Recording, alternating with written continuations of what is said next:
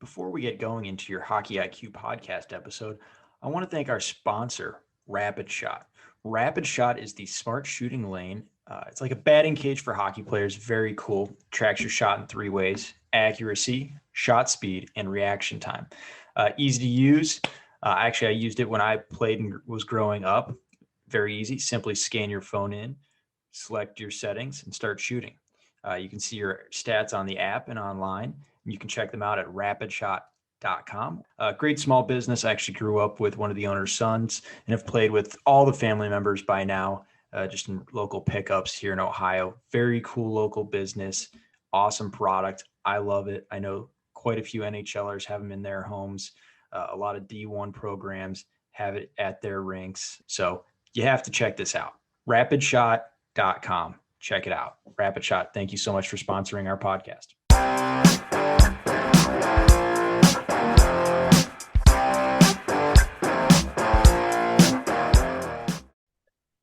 On the Hockey IQ podcast, today we bring on Kyle McLennan. Kyle coaching up in Nova Scotia, working with U18, also Hockey Canada, U16, doing some video work at the collegiate level. Just great hockey mind overall, and a must follow if you're on Twitter. You should follow Coach Revac and Kyle McLennan. Those are like the two go-tos if you want great video content, and if you're looking to build out a clip library or just want to see how good minds are looking at the game. So, Kyle, good to have you here. Greg, thanks for having me on. All right, so where did the desire to post on social media all these wonderful clips? You're way more tech savvy than I am, so you got like drawings on there. So I'm a little bit jealous, but how did that all come about? It's a pretty good question. I think it's a two-parter, to be honest with you. I think, and I'll just kind of start from the content perspective. I think number one, I remember as a young coach starting out, especially it's. I didn't have a ton of resources. I was, didn't have a lot of necessarily immediate connections. My video library was, pretty scarce. So a lot of stuff I had to not just try and acquire my own, but one of the big avenues I went down was, reaching out to individuals that I did know and just searching, whether it's online, on YouTube, on social media, individuals that I had previous connections with, and trying to almost beg, borrow, and steal any video from them to start a library and to start building from. And I'll never forget, the support at that time of, people being certainly willing to share their content and all of their resources. So that always stuck with me. So I think, one reason especially is, if there's someone that maybe they don't have access to specific platforms to be able to grab video, quickly and build a library, or maybe there's things that they're looking for, and perhaps they just stumble upon, whether it's, like I said, it's yourself or myself or anybody else on social media. I think if you can constantly share content or share video, that you don't know how far that can go to help someone else and what they need. Because I've certainly been there before, and on the other side of that, I can't say how many people at the same time. You just learn a lot by posting, and I think I've had a ton of people reach out to me, and maybe they point out an alternate view, maybe they point out an additional point that maybe I missed or I didn't look at it that previously. So I think there's a lot to learn from it too. So a lot of the time I just kind of throw it out there and dangle it almost for a little bit of engagement, sometimes one-on-one, and you learn a lot. And maybe there's something that you're seeing that's maybe it's incorrect, or maybe there's just a better way of doing things. So that's always been another reason for doing so. And I think another underlying reason was, I think growing up as a kid, and even into early adulthood, certainly I would call myself certainly maybe risk adverse, a little bit shy, a little bit timid in certain settings. So this was a way to really kind of step out of my comfort zone and literally just throw things online and put yourself out there, whether right or wrong or whatever, like it's out there. And I know when I first started to do it a few years ago, it was almost like this just relief went over me, like, oh, you know what? Whether someone likes it or they don't, or I'm right or I'm wrong, it doesn't matter. It's out there. Nothing bad really happens, right? So it kind of built confidence in myself to share information and share work with other people and ask opinions and things like that. So kind of a long-winded answer, but there's a lot of different points that kind of come up in my mind when I'm thinking about why I do it and why I continue to do it on a daily basis. But like I said, it's to help people, it's to help myself, to be honest with you, and getting good feedback and information that maybe different things that I haven't looked at. And honestly, it was just to build some confidence and kind of put myself out there and just build that. So with that, like who or like how, probably more who and where did you kind of develop your eye for the game and how you view it? Because there's so many different great resources out there. Is there a place you go? Obviously, there's your immediate network, but is there some places elsewhere where you're like, I want to view the game maybe a little more different than most people do? Because you've got the old classic like point shots, get pucks that everyone funnels, and these big almost like very broad terms. And it seems like you're getting more granular, specific, very detailed. So I'm curious to see how and where you developed that eye for the game. Yeah, honestly, I'll come back for all the negative things that social media can be. I think there's a lot of positive to draw from, and honestly, that's where I got it. Individuals like yourself, and honestly, I could sit here and list.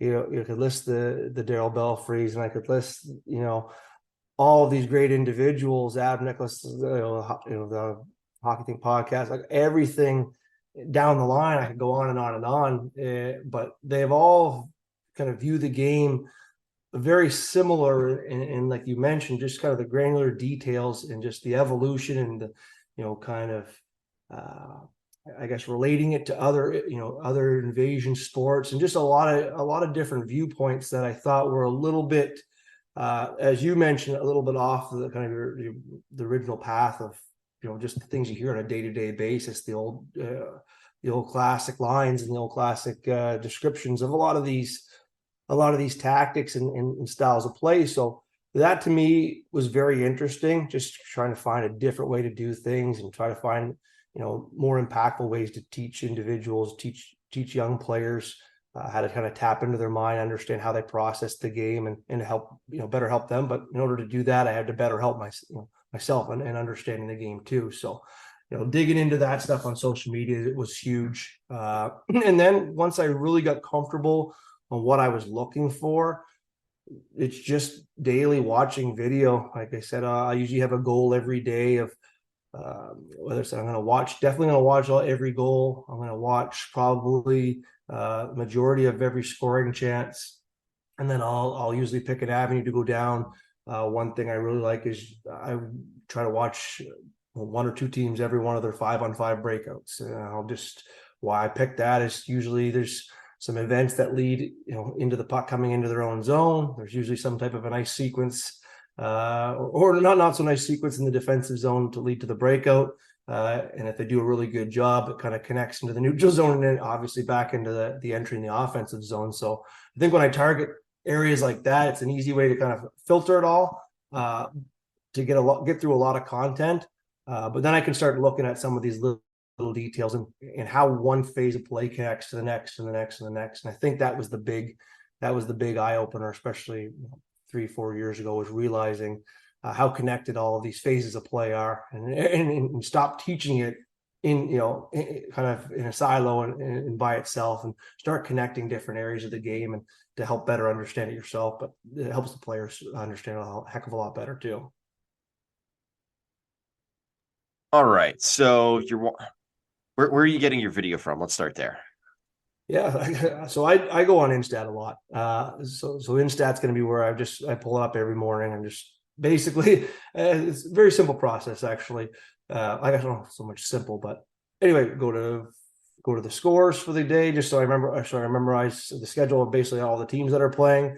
Then I go on Instat and just pull every single game up, and from there, then I'll just kind of pull the video from where I want it. So like I said, if I'm looking for the goals, looking for scoring chances, sometimes it'll be sometimes I just want to watch offense's own play. Sometimes I'll just watch special teams, face-offs, whatever I'm kind of looking for. Sometimes there's a purpose. Sometimes I just kind of switch it around. Just you never know what you're going to stumble upon. So definitely go to Instat. and get through that. That's where I get the majority of my clips. And sometimes I'll just see things on social media that someone posts or someone brought attention to, and then it's easy then I just go find it where I need to find it, right? So typically Instat's where I'm going to get the bulk of my video. It's nice because then you can go back further and see like sometimes you watch these highlight videos and it's just like the goal happening and you're like, okay, you got to go back probably another 5 seconds and truly see like how that play developed. But Instat's a beautiful thing. I'm so glad that came along, because I remember when I started doing all this, I would just have to go to YouTube and watch the NHL highlight packages that, 10, 12 minute long. And I'd watch literally the entirety of the night prior, which was good when I had the time, and now as life has gotten busier, it gets tougher. So it's Instat's amazing, and being able to pull, like you said, like exact situations. Like you just want to look at ozone play, you want to look at retrievals, whatever it is. It really helps go down those rabbit holes. If you can get access to it, it's fantastic. I think they're charging like $5,000 per person these days. So it's not the cheapest solution, but if you're part of an organization, I know there's a lot of ways that you can get it. Are you getting that through like Hockey Canada or just local organization? Just through our own organization. Like I said, they're really, and I kind of mentioned to you beforehand for the show, like I have a really good support system in place. And it's one of the reasons why I've stayed in this position as long as I have is, my president and my boss, like it makes it really easy to, I don't want to say easy to succeed, but easy to at least put the work into to try and succeed and to put players in better situations, because anything that I need from a resource perspective, there's rarely any second guessing. Listen, I think this can be beneficial. This is why, and this is how it can help the players, and this is how it can help, us moving forward. And usually they're, everything's pretty well. Yeah, sure. Absolutely. Whatever you need. So it's not the case everywhere. Right. So it's been really beneficial to the players, but also me as a coach and my own development. So that's been great, because like you mentioned, the old process of pulling up YouTube and the old way, that was a heck of a process, and I don't wish that upon anybody. So again, another reason why I just try and post things online, and you can download the Twitter clip, or even you can reach out and just ask me, and I'll give it to you, no problem. Because I just know the pain of the YouTube and just trying to figure things out that way. It's certainly not an easy process.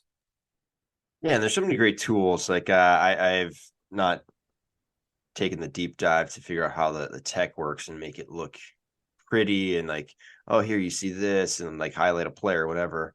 I'm more old school, and I like yours because it points it out.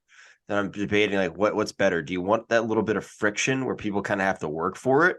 So once they see it, they can never unsee it. Sure. Or is it better to have it like super simple and easy to digest, where it's like, oh yeah, and boom. But is it harder to retain it and see it naturally? I'm not sure what the answer is there. Well, I'm gonna leave that as an open-ended question. Maybe you can answer it, maybe you can't. But it's awesome to see like both of us working online, and there are a few other accounts, but I gotta say, I think ours are the two best. I'm biased though. So all I'll say is I appreciate the kind words. That's all I'll say. Beautiful. So the next thing I want to talk about, and just linking on this, is you're watching so much hockey. You're literally seeing the evolution in real time. And it's funny how they're bringing back a lot of old stuff that used to be done 30 years ago. Now it's the new thing on the block. So there's no real like different thing. And I was kind of put this, I'm like, all we're really doing is finding new ways, new terminologies to teach the same thing that has always been there. But how do we do it effectively for today's players? So two-part question here of like, what kind of evolution are you currently seeing in the NHL? And then what are we using that's old-timey and we're just renaming it? Or like, what's the old name versus the new name? Because these are all quality concepts. There's reasons why it stays around. Like these things work, and it's that constant cat and mouse. Yeah. It's funny, like you mentioned, kind of recycling things. It's kind of like fashion, right? It's like goes away for a bit, and then next thing you know, it comes back and it's trendy again. So it's like you just gotta hang on a little bit. Don't throw everything out. So, but no, it's a really good point. And I think two obvious ones for me. is just the special teams. I think you're seeing teams obviously revert back to diamonds on PK, very aggressive pressure out onto the flanks, and now you're starting to see teams kind of switch back into, if you want to call it old school, because it's now new again, and there's some stuff that's working into some umbrella work with more players down by the goal line. Perhaps you're looking at it, you look at Toronto, and a lot of teams actually, from what I've noticed, have at least experimented with playing a spread, three guys in the lower part of the zone, kind of flipping the power play, and it's as such.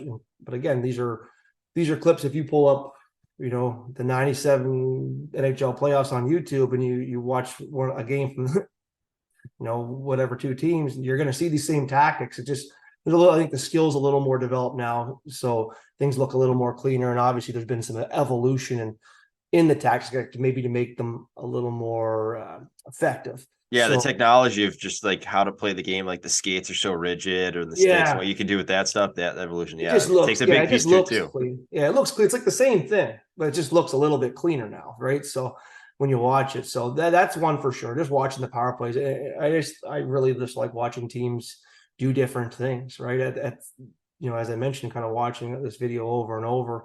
Obviously, there's been some fantastic power plays, but there's only for certain setups and formations, it seems like a lot was just being repeated, right? So you only can see the same types of plays so much. Now, what I like about it is you're starting to see, video of different formations and different tactics on the power play and other areas of the game, obviously, but that because that teams have to adjust. And I just think I know in the past, like it was hard to find. I remember one of my connections, or one of my someone in my network were looking for videos on spread setup in the power play.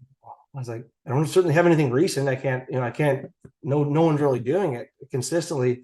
I'm sure they've done it sometime during the year, so I'd have to really dig in and try to find it. Well, now it's like you can look almost any night and pull power play clip, and you're going to be able to find multiple examples of that, right? So I think that's been fun too, to again grow, just to grow that bit of video content, to teach and so on and so forth, because it's difficult in the past. But and then I just think everybody kind of every year the teams that have success win a Stanley Cup, or have success at the end of the season. A lot of those tactics are repeated, right? A lot of those tactics are stolen and built upon with teams' own nuances and little twists. But you look at the way Vegas plays D zone.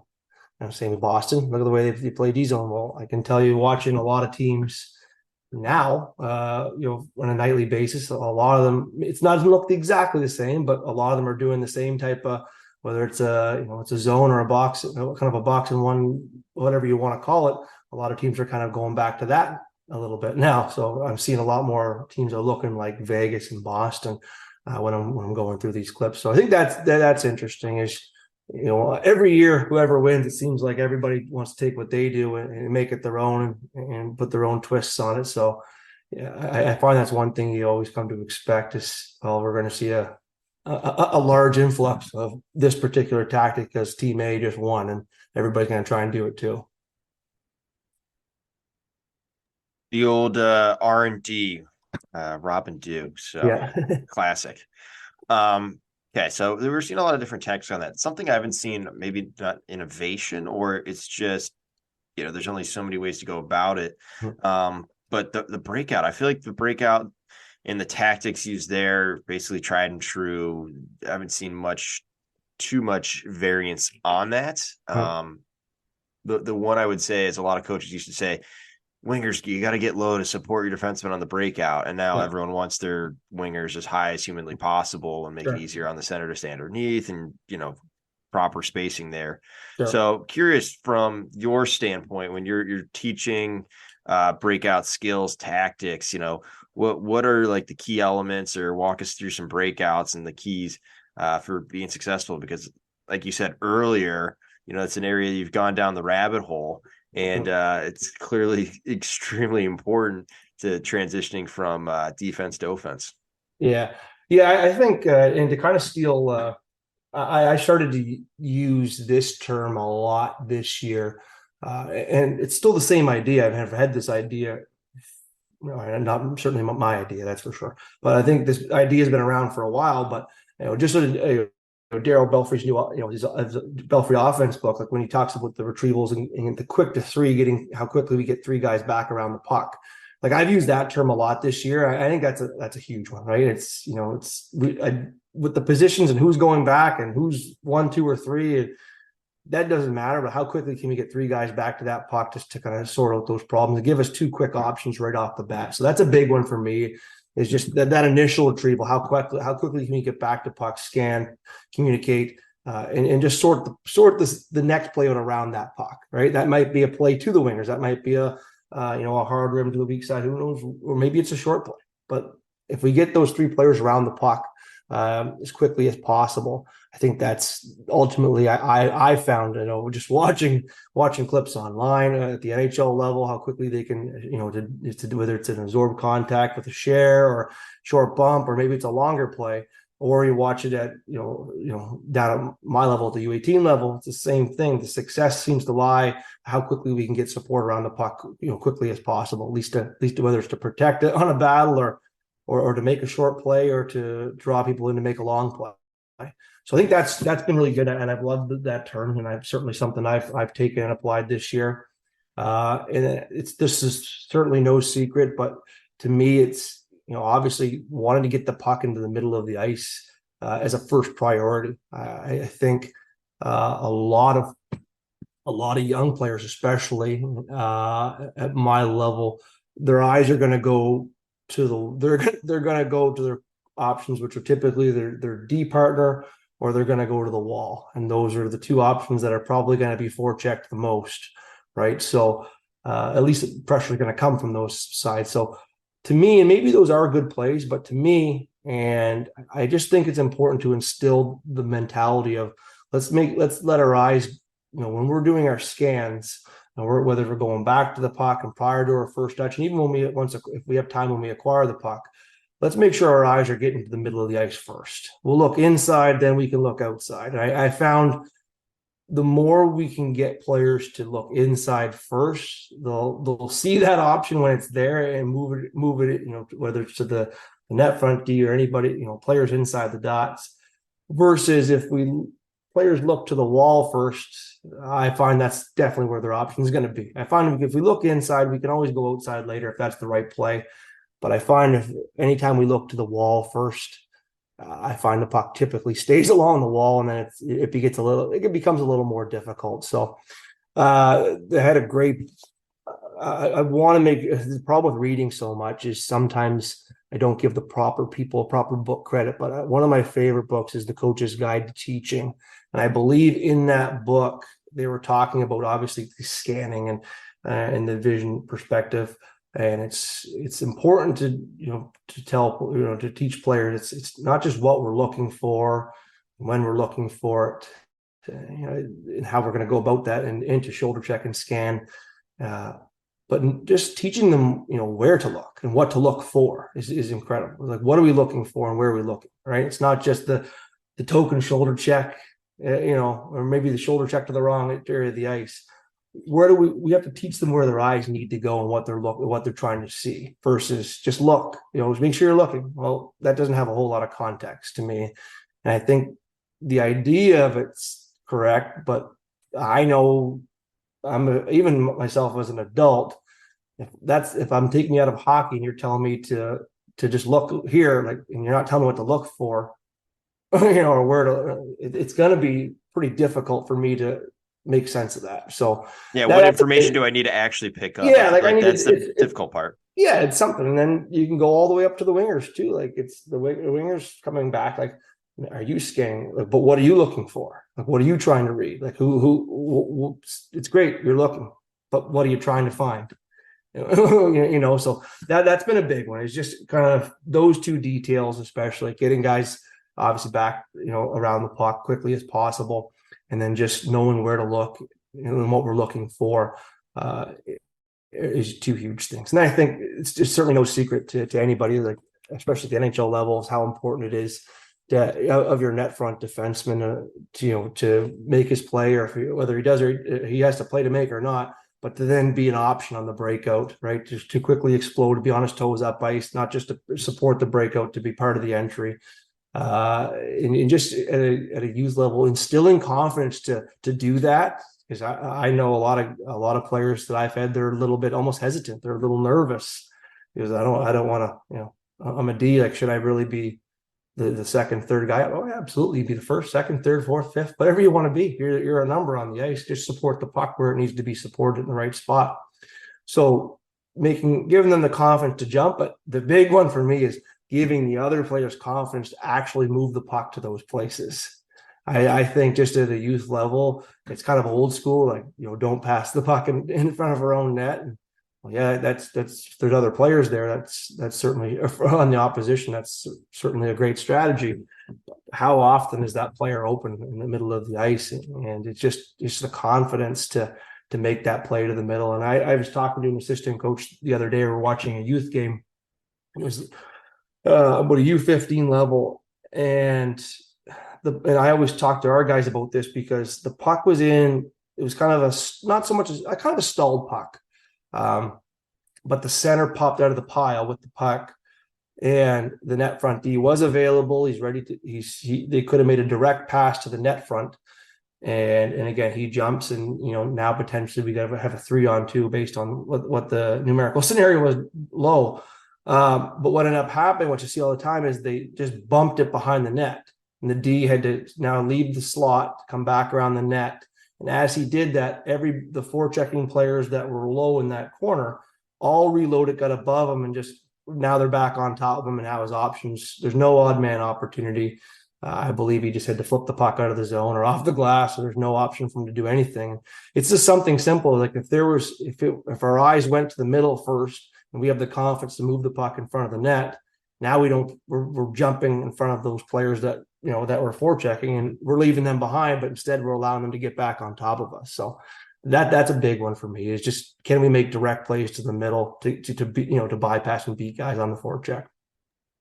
I love that piece about just like giving them the confidence to go there, because it's not always going to work, and it might cause some serious turnovers.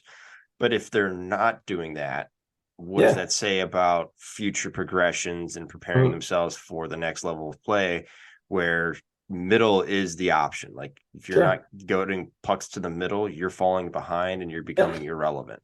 So I think that's a key component. I've got a few players on my teams right now, and I'm thinking the exact same thing as you're talking here. I'm like, I'm encouraging them to not ever stop trying it, because sooner or later you're going to develop the ability to get there at a very high clip.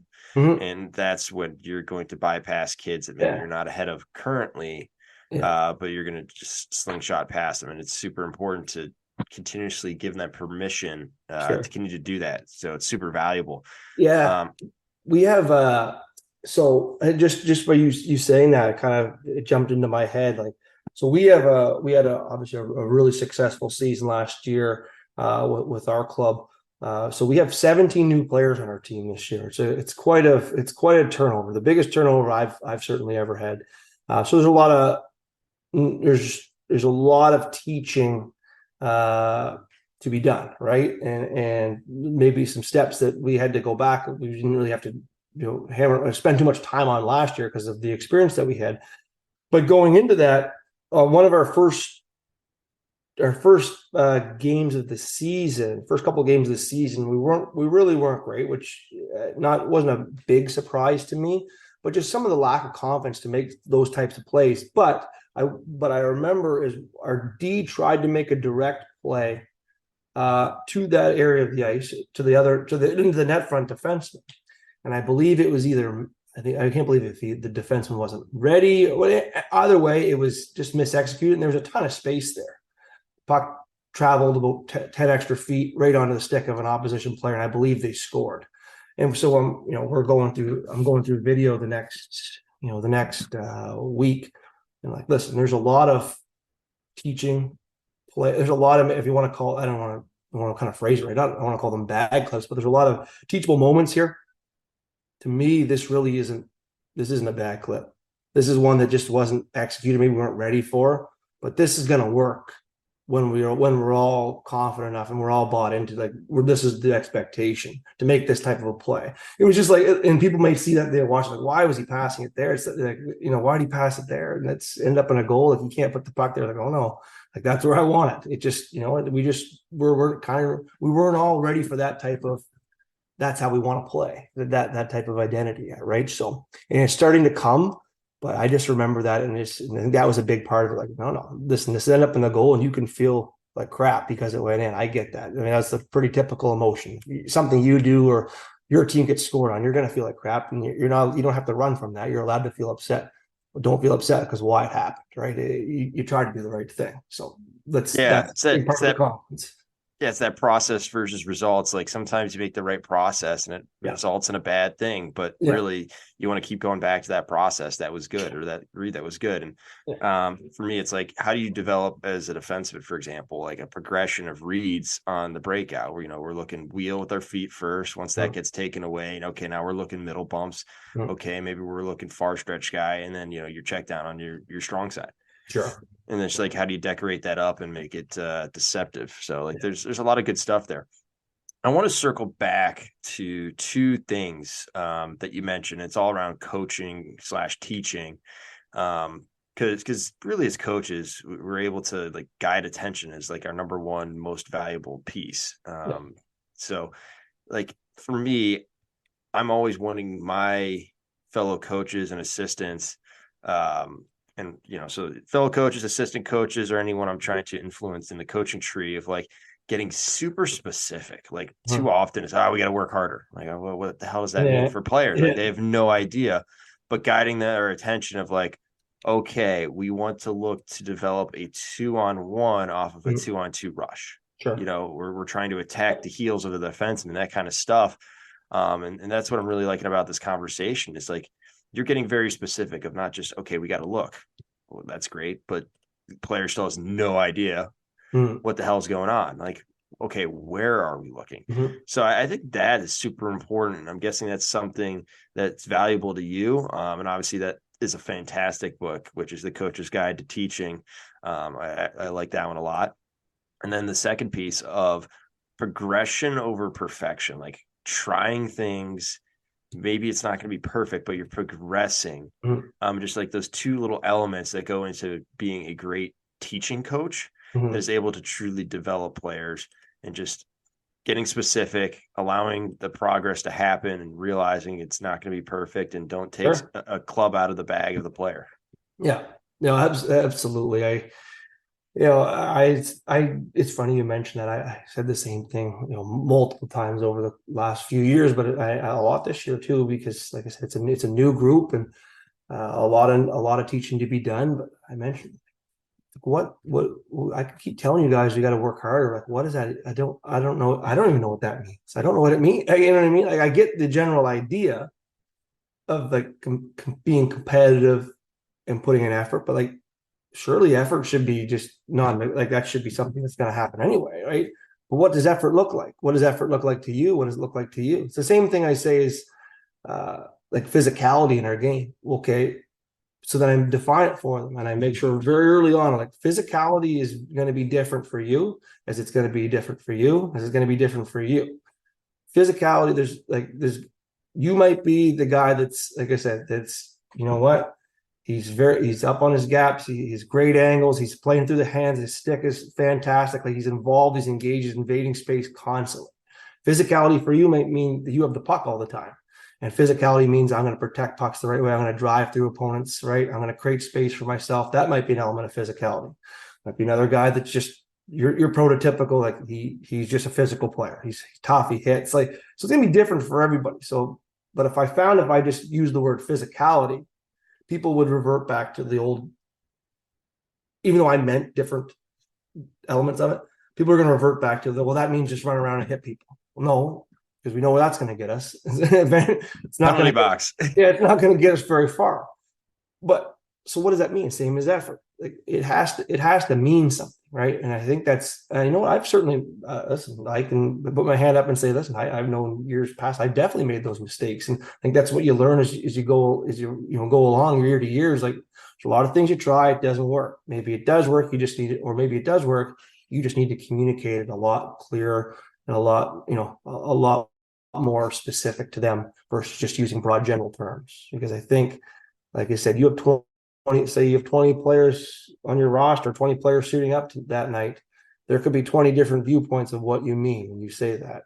And probably if, for whatever you mean by that, there might only be 5 that are aligned with it, right? So you got, and that's not their fault. That's you as a coach and a communicator and a teacher. You have to be better there, right? And to your point on the practice and the progression and just in teaching, it's gonna be messy. It's gonna be messy on the ice, especially if we're trying to use the 2-on-2 to try and create a 2-on-1 concept, right?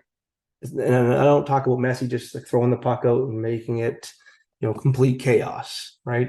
I mean, messy is like there's specific, where there's constraints or specific objectives that we're trying to reach within a drill or a game or a skill or whatever it may be.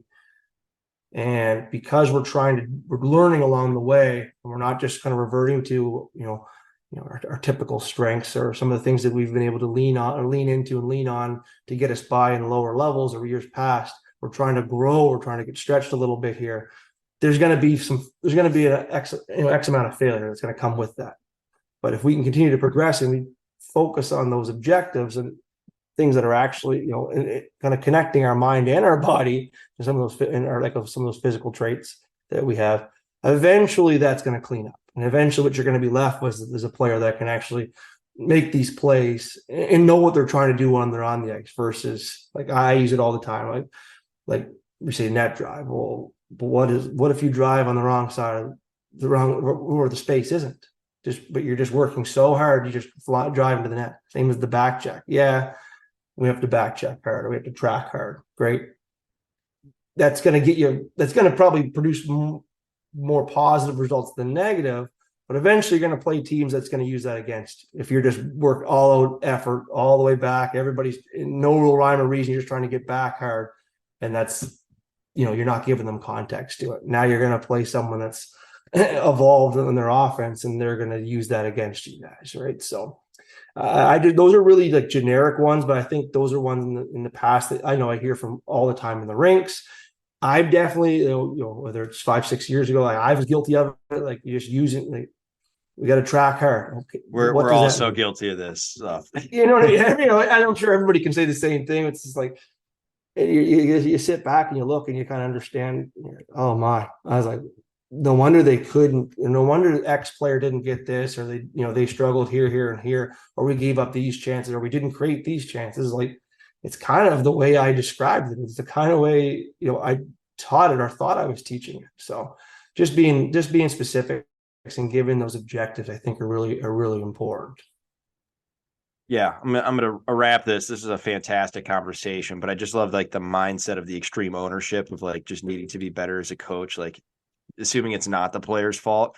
And even if it is, like, it's just such a great mindset to be in, and then allowing that to be messy on the ice and let it work itself out and continue to provide the guidance and, where should we focus? What are we looking for? Or just asking great questions to get them reflecting and figuring things out that work for their skill set, right? Because every player is a little bit different. Maybe they're a little bit bigger, maybe they're a little bit smaller. Like, which skills are they leaning into? What's going to provide them more success? And figuring out at this level and then future levels, what is where, like, how do they want to have a game that transfers and translates no matter where they're playing? So a lot of great concepts today, Kyle. Super excited that we were able to get you on. This is fantastic. Where can the people find you? Because more people need to follow you.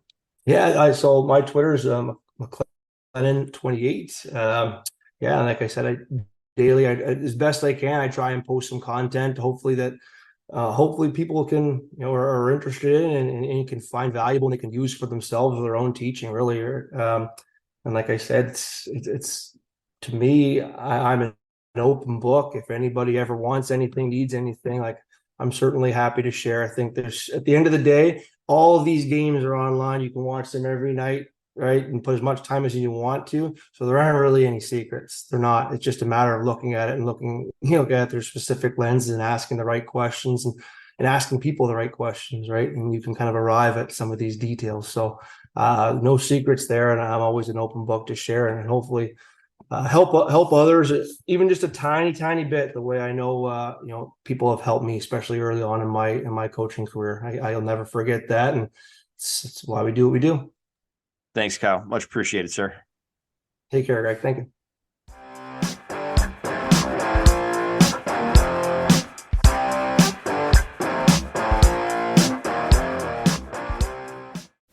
That concludes this week's episode. Thanks for joining us here at Hockey IQ. If you haven't already, take a quick moment to hit that subscribe button, give us a thumbs up, and drop a review. If you want to be a great teammate, even recommend us to a friend. You can follow us at Hockey's Arsenal on Twitter and Instagram. Check out the website, hockeysarsenal.com, where you can subscribe to the weekly newsletter. You won't regret it. Catch your buttes here next week for a brand new episode.